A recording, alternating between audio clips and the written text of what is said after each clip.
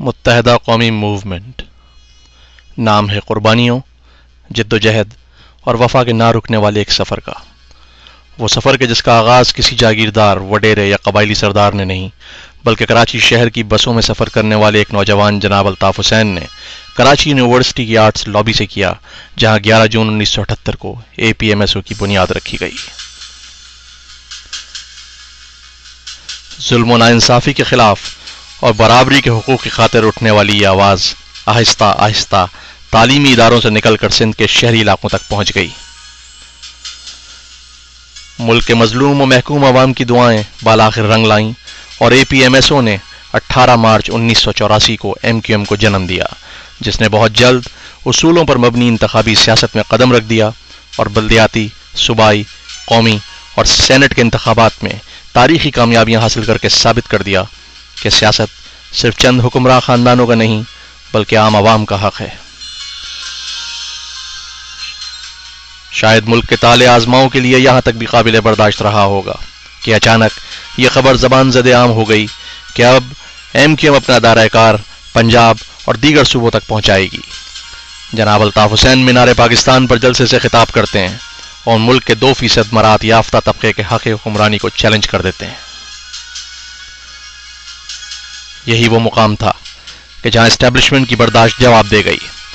اس وقت کے حکمرانوں نے وردی کی طاقت کے استعمال کا فیصلہ کر لیا اور یوں 19 جون 1992 کو سندھ کے شہری علاقوں میں فوج اور رینجرز کے بے رحمانہ آپریشن کلین اپ کا آغاز ہوتا ہے۔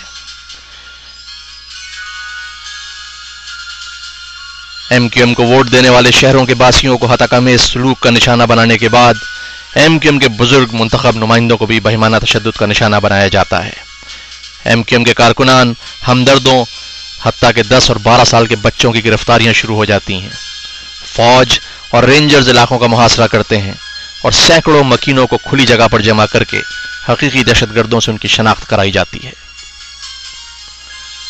بات یہیں ختم نہیں ہوتی۔ دلوں کی کدورت غصے اور غصہ نفرت میں تبدیل ہو گیا اور یوں سندھ کے شہری علاقوں میں MQM کے کارکنان کی ٹارگٹ کلنگ کا آغاز ہوتا ہے۔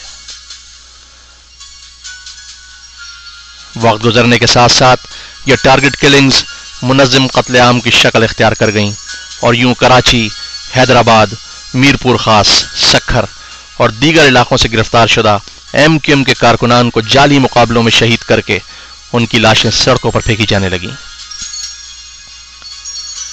MQM کے کارکنان اپنے ساتھیوں کے لاشیں اٹھا کر تھک گئے اور جب جنازوں پر چھاپے مار کر گرفتاریاں شروع کر دی گئیں تو شہر کی ماؤں، بیٹیوں نے آگے بڑھ کر شہیدوں کی تدفین کے انتظامات اپنے ہاتھوں میں لے لیے۔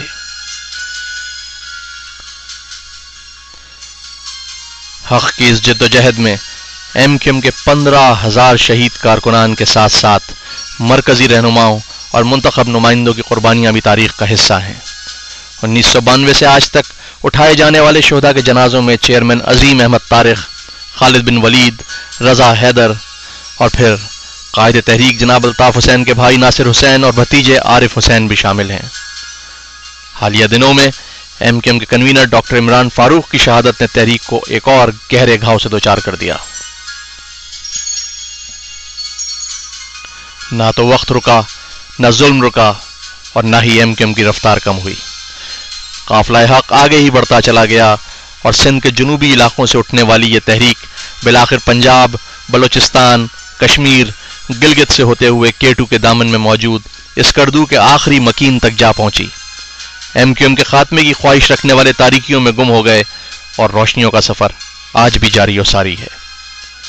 امید کی قندیلیں روشن ہیں کیونکہ امیدوں کا مرکز قائد تحریک جناب الطاف حسین اور ان کا فلسفہ موجود ہے۔ الطاف حسین کی قیادت ہی پاکستان کے تحفظ کی ضمانت ہے۔ MQM کا لہراتا پرچم قائد اعظم محمد علی جناح کے پاکستان کی تعبیر ہے۔ آنے والے کل کے پاکستان کی بنیادیں ہمارے شہیدوں کے لہو سے سیراب ہیں۔ مٹی کی محبت میں ہم آشفتہ سروں نے وہ قرض چکائے ہیں جو واجب بھی نہ تھے۔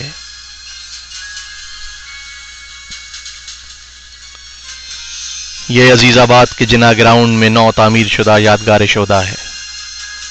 یہ ہمیں اپنے ان ساتھیوں کی یاد دلاتی ہے کہ جن کو جناح پور بنانے کا الزام لگا کر موت کے گھاٹ اتار دیا گیا۔ کیا ستم ہے کہ جن کو غدار وطن قرار دیا گیا دشمنوں کو بھی ان کی حب الوطنی کا اتنا یقین تھا کہ اس خیالی اور نام نہاد نئی مملکت کا نام بھی قائد اعظم محمد علی جناح سے موسوم کیا گیا۔ آئیے ہر سال کی طرح آج بھی ہم اپنے شہداء کو یاد کرتے ہیں۔ آئیے کہ ان کے احترام میں اپنی نظروں کو جھکاتے ہیں اور فخر سے اپنے سروں کو اونچا کرتے ہیں۔ آئیے اپنے ہاتھوں کو دعا کے لیے اٹھاتے ہیں۔